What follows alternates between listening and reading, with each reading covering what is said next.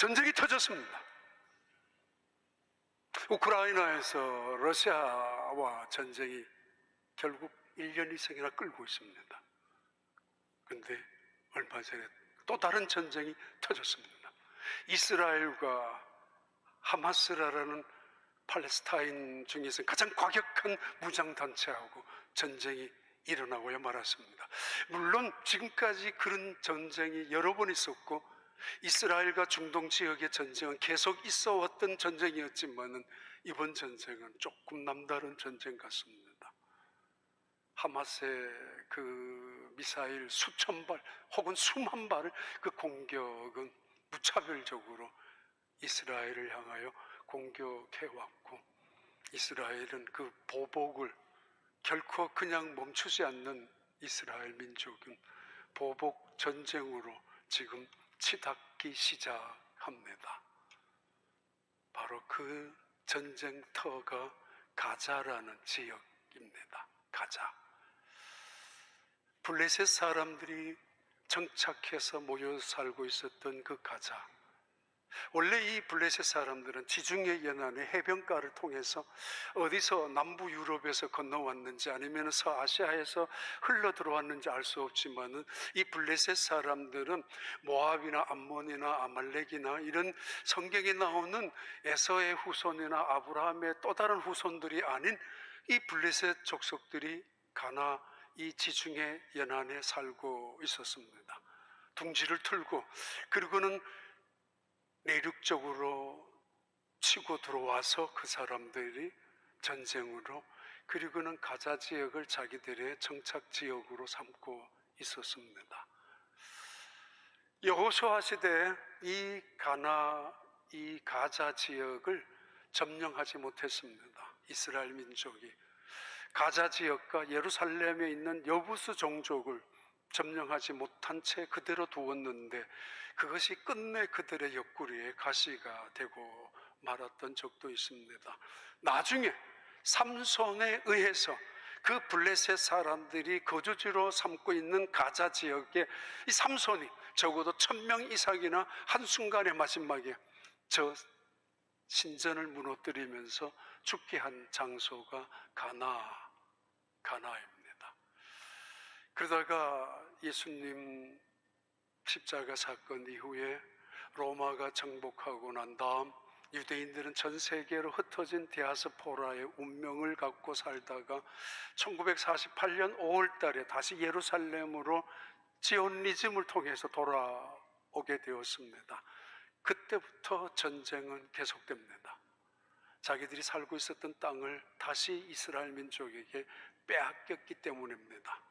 전쟁으로 이스라엘은 가자 지역을 다시 탈환했었고, 결국은 원래 가자 지역에 살고 있었던 팔레스타인, 특히 블레셋 사람들, 그리고 가자 지역에 이주해서 믿음이 굉장히 좋은 정통 유대인들은 가자 지역에 들어가서 살기 시작했습니다. 위험을, 폭탄을 안고 사는 거나 마찬가지였습니다. 이스라엘 정부가 통치하기도 하고 팔레스타인 정부가 다스리기도 하던 아주 혼란스러웠던 가자 지역을 그래도 이스라엘의 뛰어난 탁월한 정보력이나 군사력을 통해서 자기의 민족을 지켜주었지만은 결국 터지고야 또 한 번 터지고야 말았습니다. 그래서 그 전쟁은 솔직히 언제 끝날지 모르는 무서운 전쟁으로 우리에게 보여주고 있습니다.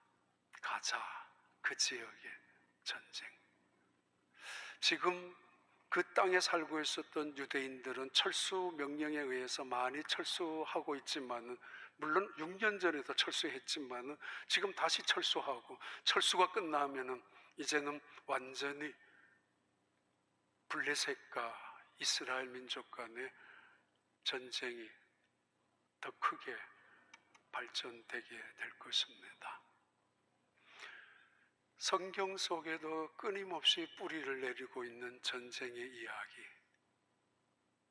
하나님은 한번 이 전쟁을 이렇게 가르치셨습니다. 매우 극적인 사건이고 반전에 반전이 거듭되는 전쟁의 이야기. 어쩌면 거룩하고 감동적인 이야기가 담겨져 있는 전쟁, 그리고 그 전쟁이 얼마나 아름답기까지 한 전쟁이었는지 하나님은 이 전쟁은 책에 기록하라고, 남겨두라고, 자손들에게 반드시 증언하라고 말씀하셨던 그런 거룩한 전쟁, 아름답기까지 한 전쟁, 아주 드라마틱한 극적인 전쟁이 있었습니다. 나중에 이스라엘 민족은 그 땅 이름을, 그 장소 이름을 여호와 니시라고, 하나님은 우리의 승리의 깃발이라고 그렇게 명명할 만한 전쟁이 있었는데, 그 전쟁이 바로 아말렉과의 전쟁입니다. 대단히 극적이죠. 하나님은 이스라엘 백성들을 광야로 이끌어 가시는 중에 첫 번째 아말렉 종족과 만났던 전쟁이었는데, 이 전쟁 속에 여호수아를 임명해서 대장으로 전쟁하러 보냈습니다. 전쟁이라 해봐야 이스라엘 민족은 오합지졸에 불과했을 것입니다. 훈련받은 적이 있습니까? 군대라는 조직이 있었겠습니까? 무슨 무기가 있었겠습니까? 근데 그들은 여호수아를 대장으로 해서 아말렉과 전쟁하러 나갔는데 이기고 있습니다. 그런데 또 순식간에 반전이 되어서 지고 있습니다. 사람이 이기기도 하고 지기도 하고 살기도 하고 죽기도 하는 이 사건이 눈앞에서 벌어졌는데, 바로 그것이 기도로 통해서 이루어진다는 것을 알게 됩니다. 모세가 하나님을 향하여 산 위에서 두 손을 들고 있었을 때, 그 전쟁은, 여호수아가 이끄는 그 전쟁은 이기고 있었고 살고 있었고, 유대인들은. 그러나 손이 피곤해서 내려왔을 때는 그 전쟁이 여지없이 언제 그랬냐는 뜻이 지고 있었습니다. 결국 이것을 알았던 아론과 훌은 모세의 피곤해 내려왔던 두 손을 팔을 올려서 들고 있었고, 드늘고 있는 그 순간 결국은 이스라엘 민족의, 사실 군대답지도 못했던 그 군대가, 야비한 아발렉 족속의 탁월한 그 군대를 짓밟고 이기고 그 자리를 벗어날 수가 있었습니다. 하나님은 그 기록을 하라고, 그리고 이스라엘 민족은 그곳 이름을 여호와의 니시라고, 기도하면 이길 수도 있어. 아니, 이기는 거야. 그러나 기도하지 아니하면 너희들 지는 거야. 홍해를 갈라지게 하는 하나님의 능력, 그 엄청난 기적 같은 사건을 통해서 이스라엘 민족을 구출해 주셨던 하나님이라면 아말렉 종족의 그 야비한 민족이었어요. 언제나 뒷공무니를 쫓아가는 이스라엘 민족의 200만 되는 행군들 중에서 어린 아이들, 노년들, 힘없이, 그리고 연약한 여자들이 뒤에 쫓아갈 수밖에 없잖아요. 그래서 숨어 있다가 매복했다가 일부러 투미만 공격했었던 이 아말렉 족속들, 하나님의 능력이라면, 그 홍해를 갈라지게 했었던 하나님의 힘이라면, 그런 민족 한 번쯤 해오리 바람으로 아니면 땅의 지진을 흔들어서 순식간에 멸절시킬 수도 있었지 않습니까? 근데 하나님은 기도하라고, 홍해를 갈라지게 했던 것처럼 요단강도 갈라지게 해놓고 이스라엘 민족을 건너가게 하실 수도 있었던 하나님이지만은, 홍해는 그런 방법이었지만은 요단강은 아니야, 믿음으로 건너가봐, 순종해. 이번에 이 전쟁은 하나님께서는 기도를 가르쳐 주기 위하여, 너희들의 기도의 손이 내려가면은 지는 거야. 그리고 기도의 손이 올라가면 이길 수 있어. 기도하라. 그리고 이 아말렉 전쟁은 끊임없이 너희들과 있을 거라고 그 민족에게, 그리고 출애굽기 17장에서는 우리에게 기록하여 전달하고 있습니다. 전쟁에 이기고 지는 것은 스포츠 경기에 이기고 지고 어떤 게임에 이기고 지는 것하고는 다릅니다. 전쟁에서 진다는 것은 죽음을 말하고, 전쟁에서 진다는 것은 노예, 포로, 인질을 말합니다. 짐승이 된다는 이야기입니다. 지금까지 쌓아놓았던 모든 물질들이 어느 한순간에 잿더미로 변해 버린다는 이야기입니다. 기도하면은 살 수도 있지만은, 기도 안 하면은 죽는다라고. 신앙생활은 기도 생활입니다. 기도 생활은 곧 신앙생활을 의미합니다. 그리고 그 사람의 신앙의 수준은 기도와 비례하는 것이고, 그 사람의 영성의 품격 또한 그것은 기도의 질과 비례하는 것입니다. 기도 없으면 우리는 지게 되는 것이고, 세상 모든 싸움에서 지게 되면은 포로와 노예와 인질로 살아가게 되는 법입니다. 여기 문제 하나 있습니다. 온 세상에는 모든 종교는 기도가 있습니다. 사마니즘 무속 종교에도 주술적인 기도를 외우고 있고, 온 세상의 종교는 다 몰몬교에도 기도문이 있고, 무슬림들도 기도문을 갖고 있고, 그것도 하루에 5번씩이나 기도 시간을 정해놓고 있고, 1년에 한 달은 라마단 기간으로 기도의 시간으로 철저하게 지키고 있습니다. 기독교와 어떻게 다룰 수 있습니까? 아니, 심지어 예수님은 이 땅에 오셔서 그 기도를 그렇게도 열심히 하고 기도에 목숨을 건 것처럼 기도 생활했던 바리새인들, 나는 매일 기도합니다, 나는 일주일에 한 번은 금식합니다, 아니 하루 더 금식할 때도 있습니다 라고 하는 바리새인들의 기도, 예수님은 그 기도를 보면서 해칠한 무덤이라고, 거짓 기도이며 가짜 기도이며 종교의 탈을 쓴 거짓 위선의 기도라고 신랄하게 그들의 잘못된 기도를 지적했습니다. 어떤 기도가 우리의 신앙과 비례할까요? 꽤 오래전에, 지난주에 기억이 났는데, 플로리다 파나마시리에 아마 한 2-3번은 간 것 같았습니다. 2군데 교회가 있었으니까. 한 번은 파나마시리 아침 예배를 마치고 목사님과 교인 여자 집사님들이 꽤 많은 교회입니다. 식당에 아침 식사를 하고 눈을 떴는데, 그래서 제가 기도를 했습니다만, 흑인 몇 사람, 목사님인지 군인인지 하여튼 안 물어봤습니다만, 우리가 기도가 끝나고 난 다음 거기에 서서 이렇게 이야기를 했습니다. 야, 너희들 하나님이 이 땅에 보내준 천사처럼 이 도시를 축복했다고, 너희들 여기에서 마치 소돔성을 바라보고 기도했던 아브라함처럼 그런 기도한 것처럼 느껴서 고맙다고 기도가 끝나고, 원래 가끔씩 흑인들은 오버도 하고 때로는 너스레 같은 거 과장도 하지 않습니까? 전혀 밉지 않잖아요. 그런, 너희들 뭐 대단한, 또 한 번, 뭐 여러 번 있겠지만 또 한 번 기도, 한국에서 목사님들 모인 자리에서 모이면 서로 기도 안 하려고 그래요. 할 수 없이, 그래도 제가 미국에서 나갔으니까 기도를 제가 했습니다만은, 기도 끝나고 나서 민망한 일이 있었습니다. 한 사람이 저쪽에서 듣다가 기도가 끝나기를 기다렸다는 뜻이 쫓아와서 시비를 걸었습니다. 술을 먹었는 것 같기도 하고. 공공장소에서 왜 그렇게 떠드느냐고. 좀 조용히 그날, 아니 다른 데 가면 조용히 합니다. 조용히 기도했는데 왜 이렇게 시끄럽게 하냐고. 그리고 너희들이 이 식당에 전세 냈느냐고 하는 것처럼, 무슨 심사가 뒤틀렸는지, 어떻게 교회의 상처를 받았는지, 누군가 기도 많이 하는 사람에게 속임을 당했는지, 한이 있는지, 그렇게 아주 어쩌면은 무례할 정도로 비판을 해왔습니다.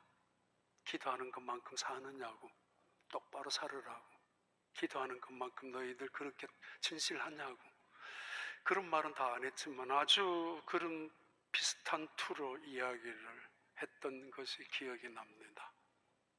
기도하지 말라는 거죠, 어떤 사람. 어떤 사람은 기도해줘서 고맙다라는 거죠. 어느 날 제자들이 예수님께 부탁합니다. 지난주에서 계속하는 이 말씀은 어느 순간 한적한 곳에서 예수님이 기도하시고 오신 그 모습이 너무도 거룩하고 너무도 아름답고 너무도 경건하게 보였을 것입니다. 이제 막 기초 수업이 끝난 이 제자들에게는 고급반으로 올라가는 교재가 필요했을 것이고 이젠 다음 코스로 올라가는 그런 강의가 필요했을 텐데 그들은 이렇게 부탁합니다. 주님, 우리에게 기도를 가르쳐 주세요. 인턴 수업이 끝난 사람들에게, 그들에게는 이제는 지도자반으로 올라가야 하고 그런 속성반에 들어가든지 그래서 그런 어떤 교습을 받아야 할 시간인데 그 제자들은 예수님께 부탁합니다. 기도를 가르쳐 주세요. 다시 말씀드립니다. 설교를 어떻게 잘할 것인가? 성경을 어떻게 가르칠 것인가? 그들에게 감탄을 줄 만큼, 그들에게 생활의 변화를 일으킬 만큼, 아니면 물리를 걸어가는 기술이라든가 풍랑을 꾸짖게 하는 능력이라든가 죽었던 사람을 살리게 하는 그 비결을 물어야 되지 않습니까? 나도 잘하고 싶고 나도 그러고 싶고 나도 그렇게 가르치면서 설교하면서 능력을 베풀면서 수많은 사람들이 인정받고 그리고 많은 사람들이 인기를 끌고 많은 사람들에게 능력을 베푸는 거, 하나님의 나라를, 하나님의 영광을 돌리게 하는 거 당연하지 않습니까? 근데 제자들은 주님, 우리에게 기도를 가르쳐 주세요. 바로 그 질문, 그 부탁 요청의 대답이 예수님께서 하시는 대답입니다. 성경 말씀은 기도에 대해서 끊임없이 우리에게 강조하죠. 예레미야 33장 3절의 말씀은 우리에게 이렇게 놀라운 약속을 하고 계십니다. 너는 내게 부르짖으라. 내가 내게 응답하겠고 내가 알지 못하는 크고 은밀한 일을 내게 보이리라. 기도원이나 교회나 가면 크게 붙여놓은 거, 너는 내게 부르짖으라. 내가 너에게 응답하겠고 너가 알지 못하는 크고 신비한 일을, 크고 놀라운 일을, 인간의 수준과는 다른 차원의, 인간의 지혜와는 다른 세다 그 레벨에 전혀 다른 신적인 세계에서 하나님의 크기와 수준과 능력과 영광을 내가 보여줄 것이라고, 인간의 상식적인 세계를 무시하는 것이 아니라 뛰어넘는 초월적인 세계로 이끌어 가시겠다라는 하나님의 약속입니다. 골로새 교회를 향하는 사도 바울의 기도의 겉면, 아주 강력하게 골로새서 4장 2절의 말씀입니다. 기도를 계속하고 기도에 감사함으로 깨어 있으라. 기도를 계속하라고, 기도를 힘쓰라고, 그리고 기도에 감사하며 깨어 있으라고까지 합니다. 아니, 다른 종교, 모든 종교도 기도가 있고 심지어 주술적인 곳에도 기도를 하고 무당들도 신접을 위해서 기도를 하고 있고 이단들도 아주 열정적으로 기도를 하고 있는데 예수님의 기도와 무엇이 다른가 말이에요. 첫 번째 제목입니다. 우리에게 이렇게 가르쳐주고 있습니다. 다른 점을.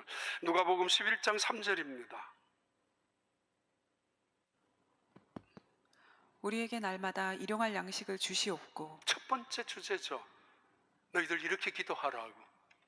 우리에게 마태복음에는 일용할 양식을 바로 했지만은 누가는 의도적으로 우리에게 날마다 일용할 양식을 달라고, 이렇게 기도하라고. 아담적인 삶을 추구하고 있는, 선악을 알게 하는 나무의 열매를 따먹고 난 다음 인간의 세계는 바벨 타워, 바벨 포트레스를 추구하면서 내 스스로의 노력을 통해서 성취할 것이고 내가 가지고 있는 능력을 통해서 내 성공을 이루고야 말 것이며 내가 안전한 것, 내가 성공이나 부유함이나 행복을 내 스스로의 노력이나 우리 인간의 지혜로 안전을 지킬 수 있을 것이며 우리의 행복을 지킬 수 있다라고 노력하고 살아가는 것, 그것이 아담이 추구하는 아담적인 라이프 스타일이고 그들이 쌓아놓은 타워가 바벨 타워였습니다. 우리에게 일용할 양식을 주시옵소서. 첫 번째 주제의 내용은 아담의 추구했던 삶을 중지하고 바벨 타워나 바벨 포트레스를 쌓아놓고 우리 이름을 알리자, 우리 스스로가 먹을 것을 언제든지 만들 수 있으며 언제든지 우리의 부여를 통해서 우리는 행복할 수 있다라고 자신만만하게 살아가는 인간들을 향하여 주셨던 말씀입니다. 멈추라, 중지하라. 그거는 파멸이기 때문에, 인간이 가지고 있는 탐욕과 욕심의 끝은 파멸이고 멸망의 지름길이 아닙니까? 우리에게 일용할, 그것도 날마다 양식을 주시옵소서. 만몬 우상에 대한 배척, 만몬이즘 또는 물질주의에 대한 우선순위에 대한 것을, 그 어리석은 인간의 탐욕에 대한, 그 우상을 대한 거꾸로 때리고 깨트려야 된다라는 싸움의 시작이며 투쟁의 선언입니다. 우리에게 일용할 양식을 주옵시고, 그렇게 기도하라고. 주술적인 것과 이단적인 것과 또는 타 종교와의 엄연히 구별되는 것이 여기서부터 출발합니다. 소원 성취죠. 욕망의 추구이죠. 그리고 그 욕망의 추구 이상으로 자기의 이름을 내려고 하는 명예욕이고, 더 이상의 인간이 우상이 되는 자리에 올라가고 싶다는 거죠. 그러나 너희는 기도하라고, 이렇게 오늘 우리에게 일용할 양식을 달라고. 여기서 중요한 단어가 하나 있습니다. 오늘이라는 단어를 어떻게 해석하느냐 매우 중요합니다. 오늘, 이게 우리에게 일용할 양식이라는 이 문장 전체에서 원하는 해석이 뭔가?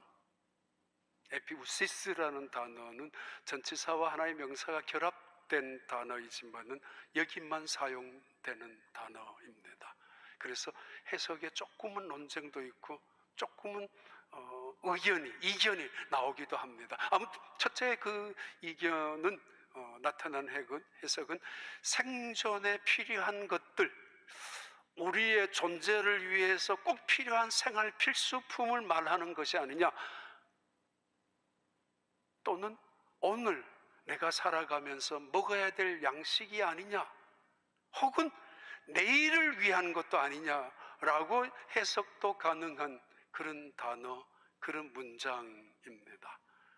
그러나 분명한 것은 우리의 욕심을 내려놓고 우리의 탐욕을 제거하는 장치에, 그리고 더 나아가서는 내가 공급해서, 내가 만들어서, 내가 공급하고 내가 마음껏 먹고 살아가는 것이 아니라 우리의 인생의 주인은 하나님이시며 우리의 인생을 공급해 주시는 분은 하나님이란 사실을 믿고 하나님을 신뢰하고 살아가라라는, 그래야 된다라는 고백적인, 신앙적인 고백의 기도, 그렇게 문을 여는 것입니다. 출애굽기 16장에 나오죠. 이스라엘 백성들이 원망을 합니다. 먹을 것이 없다고. 그래서 하나님께서 그들의 원망을 듣고 사실은 좀 마음은 안 들었지만은 만나를 내려주셨고 저녁에는 고기를 내려주셨습니다. 참 놀라운 사건이죠. 하나님이 택한 백성들, 광야에서 땅 속에는 강물이 따라다녔고 하늘에는 메추라기 고기들이 따라다녔고 날아다녔고, 하나님의 백성들이 움직이는 곳에 만나가 내려왔습니다. 아세요? 그래서 마실 물이 없어서 목이 타서 죽은 사람 하나 없었고, 먹을 양식이 없어서 배고파서 죽은 사람 하나 없었고, 그 추위 속에서 얼어 죽은 사람, 더위 속에서 목 타서 죽은 사람 하나 없었지만은, 그러나 원망하다가 불평하다가 다 죽었습니다. 그 땅에서, 광야에서 출애굽한 사람들은 말이에요. 우리가 소원하는 걸 원이라고 그래요. 원이 없겠다. 근데 이게 기도가 안 되면 원망이 됩니다. 기도를 안 한다는 이유는 불신한다는 것이고, 불신한다는 것은 하나님의 신뢰를 거부한다는 거잖아요. 우리 마음속에 소원이 기도가 되면 원망이 아니죠. 감사가 되죠. 때로는 소원하는 것이 기도가 안 되면 불통이 됩니다. 고통이 됩니다. 그러면 그것이 온갖 질병을 일으키는 동맥경화나 간경화나 굳어버리면 죽습니다. 기도를 소통이라고 합니다. 하나님과 함께 하는 것. 기도가 소통이 안 되면 원통한 사람이 되어서 결국은 죽어버리고 맙니다. 불행하게. 우리에게 원이 많이 있습니다. 기도하라는 이야기죠. 때로는 기도하지 않는 사람, 원한을 갖고 살아갑니다. 그런데 한나는 원통함을 하나님 앞에 나가서 풀기 시작했었고, 예수님이 비유했었던 누가복음 10장의 가부, 슬픈 가부는 그 원한을 남겨두지 아니하고 하나님께 기도함으로 하나님께서 그 원한을 풀어주셨죠. 하나님을 신뢰할 때. 자, 이 첫 번째 기도 제목이죠. 하나님, 우리에게 일용할 양식을 주시옵소서. 하나님을 신뢰하는 고백입니다. 만나가 내려왔을 때 사람들은 이게 뭐지? 이게 뭐야? 그러면서 먹었습니다. 그리고는 많이 가져간 사람은 그 다음날도 남아있을 줄 알았는데 썩어버리고 말았고 벌레가 먹고 말았습니다. 모자라게 가져간 사람은 어쩌다가 보니까 모자랄 줄 알았는데 모자라지도 않았습니다. 신비로운 일들이 하루의 떡 만나 속에서 이루어지고 말았습니다. 남겨두는 음식은 아무리 냉장고에 넣는다 할지라도 시간이 지나면 부패하고 썩습니다. 숨겨두는 물질이 있다면 그거 아무리 철저하게 별별 안전장치를 해서 또는 금고에 넣는다 할지라도 별별 시스템을 가지고 보관한다 할지라도 사기꾼들은 기가 막히게 냄새를 알아요. 도둑놈들은 기가 막히게 알아요. 그래서 도둑들이 훔쳐가는 짓이라고 감춰두지 말라고. 오늘 먹을 양식 오늘 기도하고. 그런데 신비로운 거, 안식일 전날은 이틀분을 가지고 왔는데 벌레가 먹지 않았고 썩지도 않았습니다. 봐라, 날 믿어. 봐라, 이 공급하시는 분은 하나님이야. 언제나 결핍성을 갖고 있는 것은 인간의 공고한 삶이지만은 이 결핍을, 이 공고함을 채워나갈 수 있는 비결은 나의 능력 그 이상의, 나의 노력 그 이상의 인간의 성실함을 훨씬 뛰어넘는 하나님의 은혜라는 거죠. 하나님의 은혜 아니고는 안 된다는 것을 말합니다.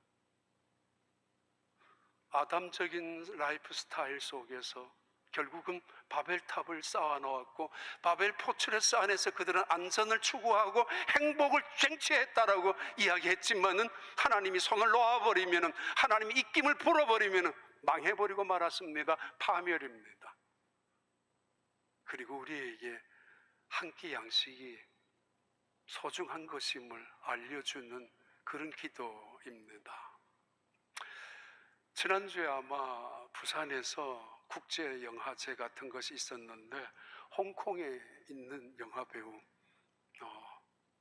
갑자기 그 주윤발이라는 영화배우가 있는데 그분이 기자들과 인터뷰한 기사를 봤습니다.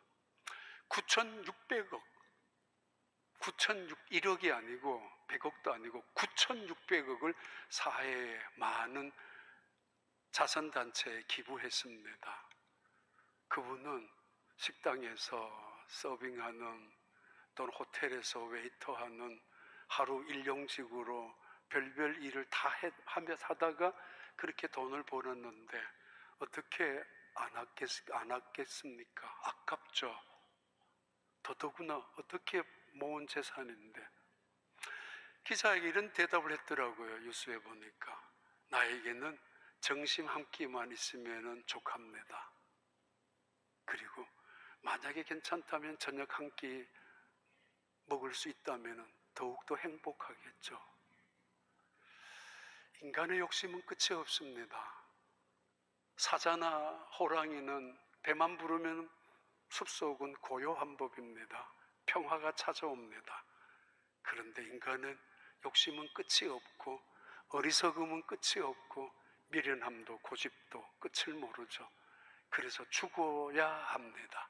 심지어 죽어봐도 모릅니다. 전쟁은 끝을 모르고 서로가 서로를 죽이는 그 전쟁을 지금 가자 지역에서는 아주 엄청난 전쟁을 하게 될런지도 모릅니다. 서로가 지금 보복하겠다고. 이스라엘은 이스라엘대로, 하마스는 하마스대로, 블레셋 사람들. 이 주윤발이라는 사람, 나는 정심 한 끼면은 충분합니다. 존 메가더가 이런 이야기를 했습니다.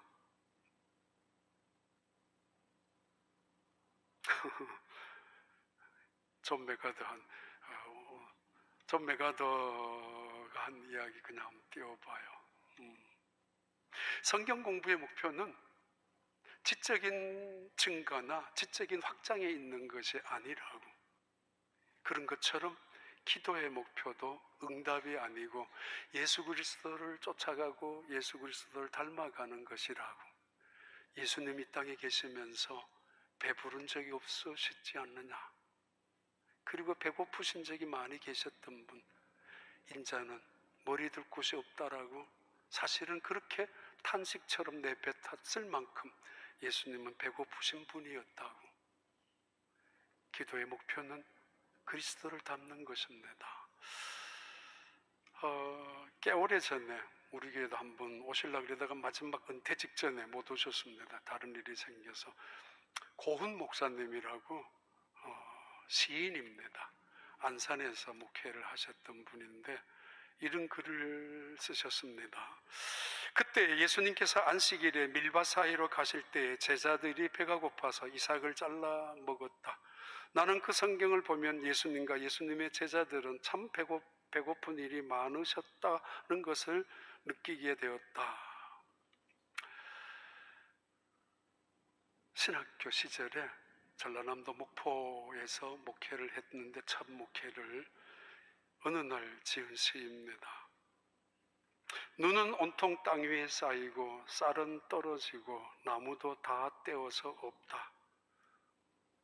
저녁밥을 굶고 나니 첫 아이 갖고 배부른 아내가 가엾고 왠지 무능한 사람 같아서 내가 서글퍼진다. 40일도 금식한다는데 눈 오고 날씨 찬데 돈 꾸러 갈 수도 없고 그렇다고 결혼 반지 팔아 쌀 사러 갈 수도 없고 그냥 우리 두 사람 합의하고 누웠다. 밤 10시가 다 되어 가는데 마치 계시 받고 온 사람처럼 한 집사님이 쌀 한 말과 나무 가지고 와서 부엌에 놓고 가셨다. 그날 밤 감사기도 하면서 우리에게 일용할 양식을 주시니 감사하다는 대목에 나는 울었다. 아니, 나의 아내도 울었다. 그 많은 순간 주님이 가르쳐준 기도를 외웠고 그 많은 순간 주님이 가르쳐준 주기도를 암송하고 살아왔지만은 비로소 나는 그날 그 의미를 깨달았다. 밥 한 그릇이 얼마나 중요한가. 그래서 주님은 우리에게 날마다 일용할 양식을 달라고 기도하라고 가르치신다. 마태복음 6장 33절 봐요. 34절까지. 그런즉 너희는 먼저 그의 나라와 그의 의를 구하라. 그리하면 이 모든 것을 너희에게 더하시리라. 그러므로 내일 일을 위하여 염려하지 말라. 내일 일은 내일이 염려할 것이요 한날의 괴로움은 그날로 족하니라. 또 하나의 기도 제목을 가르쳐줘요. 이 오늘 우리에게 일용할 양식을 주시옵소서, 이 말은 하나님을 신뢰하라라는 먼저 우선순위의 삶의 프라이어리티를 확실하게 우리에게 정립을 시켜주는, 이게 너희들의 신앙 고백이어야 하고 이것이 타 종교의 다른 신앙의 기도의 내용이다라고 가르쳐 주었다가, 두 번째로 하죠. 우리에게 죄 지은 자를 용서하여 준 것처럼 우리도 다른 사람을 용서해 달라고. 아니, 하나님은 우리 죄를 용서해 달라고. 인간의 결핍성을 느끼지만은 더더욱 너희들은 죄인이라는 사실을 깨닫고 기도하라라는 그런 말입니다. 죄인이기 때문에 우리를 한 대 지어받고 죄인이기 때문에 우리를 거절하려고 하는 그런 마음이 아닙니다. 가끔씩 옛날에 할아버지나 할머니들은 손주가 보고 싶을 때가 많이 있죠. 그러면 어디 가셔서 사탕이라도 사가지고 오시고 먹을 때 이것저것 손에다가 싸가지고 손주머니에 넣어가지고 갖고 오실 때가 많습니다. 엿조각이나 사탕이나 뭐 빵 한 조각이나 먹을 것이 귀할 때, 그러면 손주를 불러요. 야, 이리 와, 보여줘요. 사탕을 또는 떡 한 조각을, 엿조각을 보여줘. 이리 오라고, 내가 줄 거라고. 일부러 찾아가지는 않아요. 왜? 그 손주 보고 싶으니까. 손주 얼굴이라도 한번 만져보고 싶어서, 손이라도 한번 만져보고 싶어서, 가까이 두고 싶어서, 그리고 말이라도 듣고 싶죠. 또 그래서 묻죠. 일부러 너 엄마가 좋아? 아빠가 좋아? 그리고 결론 너 엄마가 좋니? 할미가 좋니? 꼭 묻죠. 아이들 그게 귀찮았다가 사탕 빨리 달라고 칭얼거리다가 결국은 안 줄 것 같아서 갑니다. 가는 순간에 잡죠.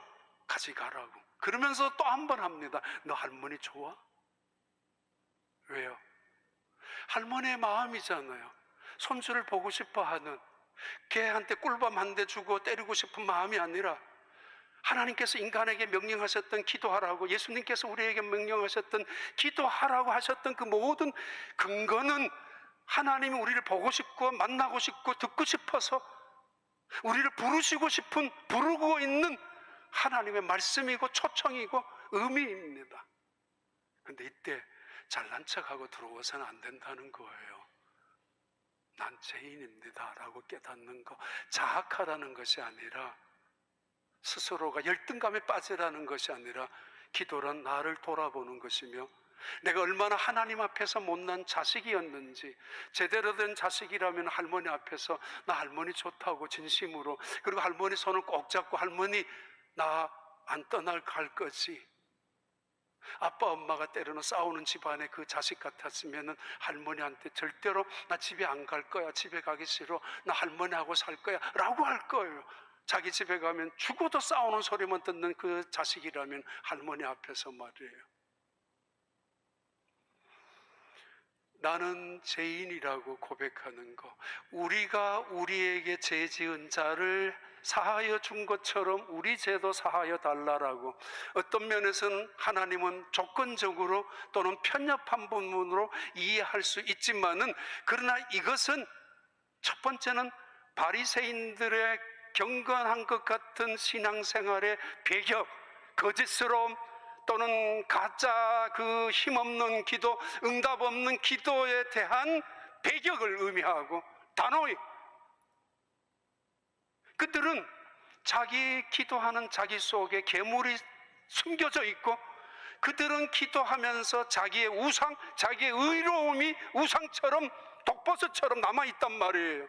그래서 내가 금식했습니다, 나는 구제합니다, 나는 기도하는 사람입니다, 세상 모두에게 듣도록 알려주는, 그것은 가짜 기도이며 거짓 기도이며 응답도 없는, 능력도 없는 기도라고. 그런 기도를 하지 말고 봐라. 그러면서 예수님께서 이런 비유를 드셨지 않습니까? 한 세리가 와서 기도해요. 그런 죄인이에요. 세상 사람들 모두가 그를 죄인이라고 비난하고 비판하는 사람이었습니다만, 그러나 그는 하나님의 은혜를 받아야만 살았고 살 수 있었고, 하나님의 은혜 없이는 살아갈 수 없는 사람입니다.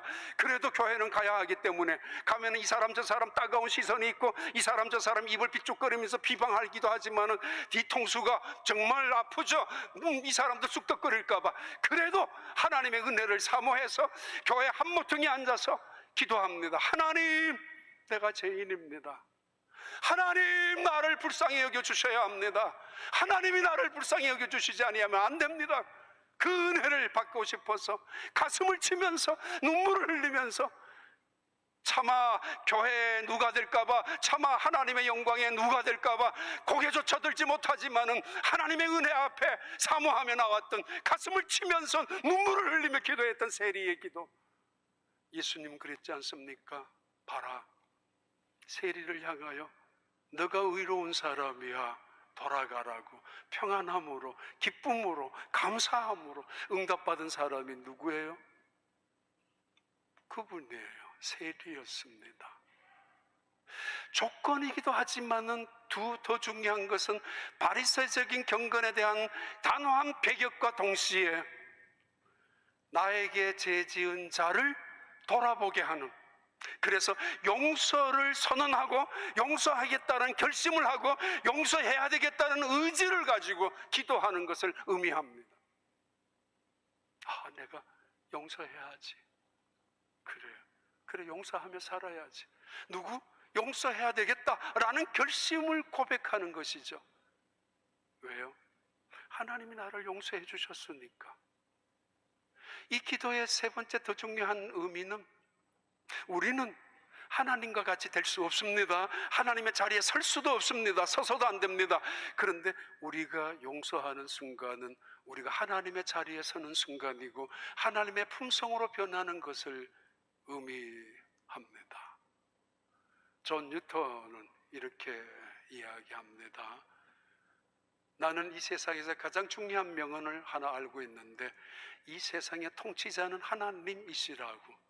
존 뉴턴, 최고의 과학자 중에 한 사람, 10명이라면 10명, 5명이라면 3명 안에도 들어갈 수 있는 존 뉴턴. 이 세상의 최고의 명언은 하나님께서 통치하신다는 것이다. 그리고 내가 죄인이란 사실을 깨닫는 것이라고. 대단한 과학자입니다. 알죠?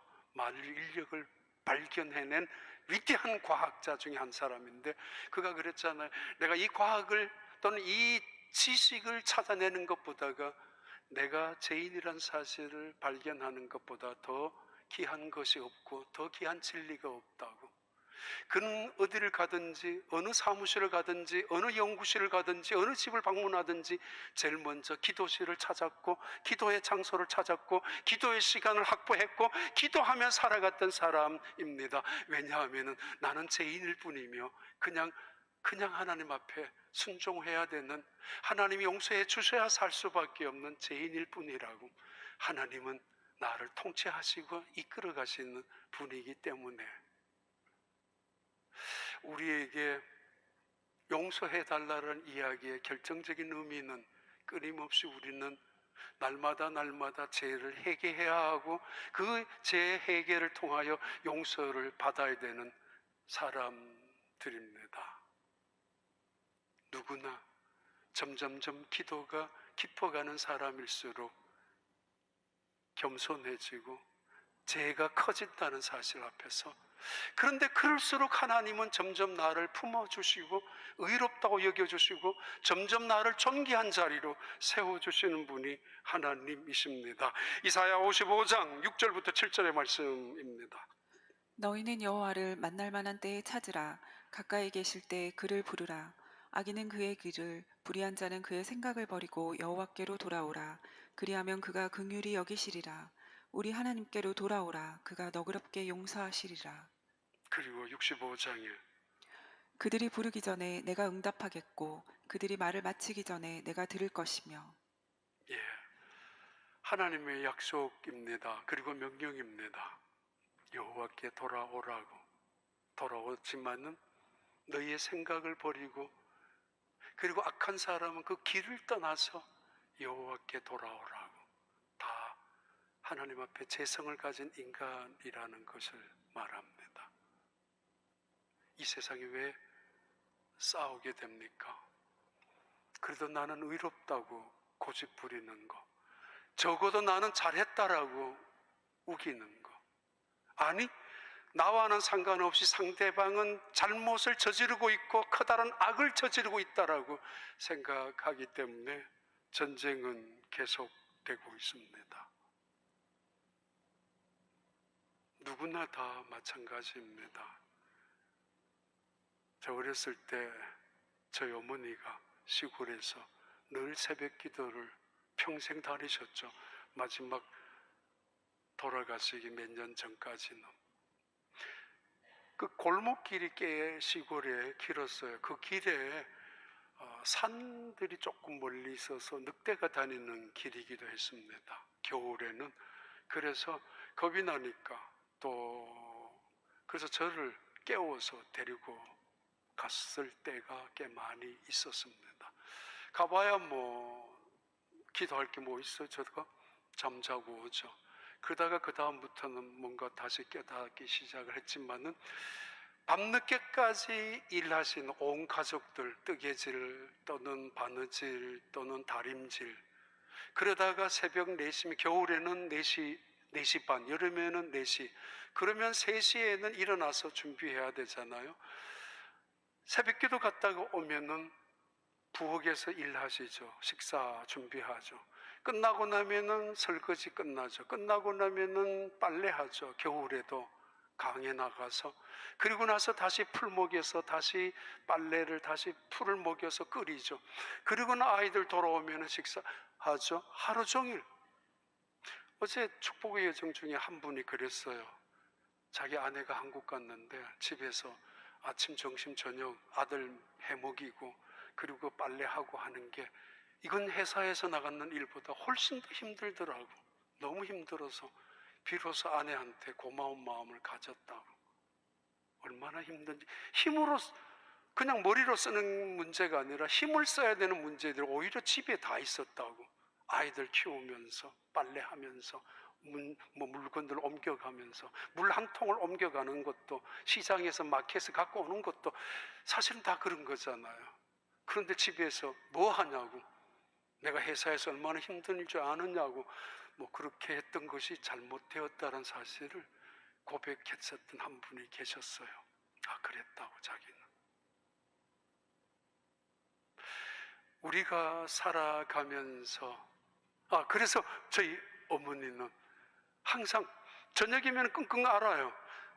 머리 앉아달라고 그러고 팔 주물러 달라고 그러고 온몸이 꿍꿍 쑤시는데도 다시 일어서서 새벽 기도를 나갔다가 돌아오시는데, 갔다가 오시면 힘이 생겨요. 그리고 늘 고백합니다. 제인오라 하실 때 날 부르소서. 제인오라 하실 때 날 부르소서. 내가 여기 있다고. 내가 여기 있다고. 그래요. 그 다음에 빨리 결론을 드릴게요. 누가복음 11장 4절입니다. 우리가 우리에게 죄 지은 모든 사람을 용서하오니 우리 죄도 사하여 주시옵고 우리를 시험에 들게 하지 마시옵소서 하라. 그리고 우리를 시험에 그 다음 마태복음 6장 13절 봐요. 우리를 시험에 들게 하지 마시옵고 다만 악에서 구하시옵소서. 누가복음에서는 이 마무리하는 절을 마태복음과는 다르게 합니다. 아무튼 우리가 주기도문을 암송하고 고백하는 것은 우리를 시험에 들지 말게 하옵시며 악에서 구하옵소서라는 단어로, 그런 문장으로 마무리를 하는데, 존 칼뱅이라는 위대한 그 개신교의 신학자는 이 두 가지는 한 가지라고 말합니다. 우리 인간의 연약성을 대표해서 우리가 시험 들지 말게 해달라라고, 그리고 그거와 마찬가지로 악에서 건져달라라고 우리의 연약성을 인정하면서 동시에 하나님의 통치성 앞에서, 전적인 주권 앞에서 하나님의 나라의 임재를 바라보면서 기도해야 되는 궁극적인 기도의 목표라고 말하고 있는 그런 마지막 기도문입니다. 하나님, 우리를 시험 들게 하지 마옵소서. 그리고 악에서 건져주세요. 악의 정체가 무엇인지, 실제 하는지, 또는 시험이 어떤 것인지 논쟁이나 해석의 자리가 다 다를 수도 있겠지만은, 이렇게 리차드 백스터는 이 문제에 대해서 이렇게 이야기합니다. 마귀는 항상 하나님 나라를 거부할 그럴듯한 명분을 찾고 있다. 하나님의 나라를 방해하기 위하여 마귀는 수가지 방법으로, 말을 어떻게 저러하지, 저 사람 순식간에 이름 말 잘하는 사람들, 아니 때로는 지나고 나면 다 틀린 말이에요. 엉터리 말이에요. 알고 나면 따져보면 그건 그냥 변명일 뿐인데, 기도하지 않아도 될 수만 가지의 이유를 그때마다 가르쳐주는 그 이야기죠. 리차드 백스터는 청교도를 이끌어갔던 평신도 지도자 중에 영성학자 중에 한 분인데 마귀가 그런 활동을 하고 있다는 것을 말합니다. 찰스 척피니 이분이 지난주에 돌아가셨는데요. DFS라는 글로벌 면세점을 처음 시작했던 분입니다. 하도 가난해서 어머니는 간호사였고 아버지는 우편 배달부도 하고 보험회사도 하고 그랬는데 직원이었는데 이 찰스 척핀이 지난주 돌아가셨어요. 그분의 재산이 80억 달러였습니다. 그리고 한국 돈으로 하면 10조 7,120억이었습니다. 그가 남긴 건 두 가지입니다. 하나는 평생 차고 다녔던 시계, 15불짜리 시계, 그리고 남겨둔 샌프란시스코의 투베드룸, 그것도 전세금밖에 남겨놓지 않았던 사람. 10조 7,100억을 다 세상에 환원을 했습니다. 자식들에게는 200만 불, 5남매가 있는데 200만 불로 나누어 줬다고 합니다. 그가 고백한 기사 글입니다. 왜 나의 마음에게도 자식에게 좋은 것을 주고 싶지 않겠느냐고, 내 마음에도 왜 욕심이 없었겠느냐고. 이분은 대학교 다니면서도 샌드위치를 만들어서 동료 친구들에게 팔아서 학비를 만들 만큼, 그리고 공항에 나가서 면세품 친구들에게 팔아가지고 돈을 남겨서 시작을 했었던 사람이었다고 합니다. 그런데 그는 언제나 그 마음속에 달려들어왔던 시험을 이겼었다고. 돈에 대한 유혹, 명예에 대한 유혹, 세상에 대한 유혹, 쾌락에 대한 유혹, 온갖 유혹을 그때마다 이겨내었다고. 이것은 나에게 부딪혀오는 거대한 파도더미 같았고 괴물 같았고 산더미 같았는데, 악의 실체는 몰랐다 할지라도 이것들이 거대한 악처럼 나에게 달려와서 나를 짓밟고 나의 영혼을 파괴시키려고 했었지만은 나는 그들과 싸워서 이겼다고. 우리에겐 필요하죠. 우리를 시험에서 건져주시고 악에서 건져달라고. 중요한 단어들이 있죠. Give me, 내게 daily bread, 일용할 양식을 달라는 게 아닙니다. Give us, give us. 나의 죄를 forgive me가 아니라 forgive us, my sin, my debt, 나의 빚진 것을 반드시 갚아야 될, 갚지 않으면 안 되는, 그런데 이상하게 도저히 갚을 수 없는 그런 빚더미를 갖고 있는 나를, 그런 죄를 용서해 달라고. 그리고 lead us not to temptation, 유혹에서 나를 유혹에 넘어가지 않도록 이끌어 달라고 하고, deliver us, 우리를 구해 달라고, from the evil, 악에서 건져 달라고, 구출해 달라고. 내 혼자 잘 사는 게 아니라, 내 혼자 이기는 것이 아니라, 내 혼자 승리하는 것이 아니라 우리가 이기게 해달라고, 우리가 평화를 얻게 해달라고, 우리가, 그것이 주기도문의 가장 핵심이며, 그러면서 성령처럼 부르짖고 찬양하고 있습니다. 온 세상의 나라와 권능과 영광은 영원히 하나님의 것이라고. 여전히 하나님은 주권자이며, 여전히 하나님은 이 세상의 모든 나라의 통치자이며, 여전히 이 세상을 다스리시는 분, 이 세상을 주관하시는 분은 하나님이십니다. 그의 나라만 영원할 것이고 그의 능력도, 그리고 그의 영광도 영원할 것이며, 이 세상의 어떤 영광도 하나님의 영광과 비교할 수 없는 것입니다. 그러기에 이 세상의 모든 영광은 하나님의 것입니다. 그렇게 마무리를 하라고 그 기도를 가르쳐 주셨던 예수님, 제자들, 그리고 오늘 2000년이 지난 지금도 나라와 권능과 영광은 영원히 아버지의 것입니다. 이 수만 명, 수천만 명이 드리는, 오늘도 드리는 이 기도가 하나님 앞에 영광이 될 것이고, 이 땅에 지금도 이루어나가는 하나님의 나라가 앞으로 언제인가는 확실하게 하나님의 나라가 이루어질 줄로 믿습니다. 기도하겠습니다. 하나님 아버지,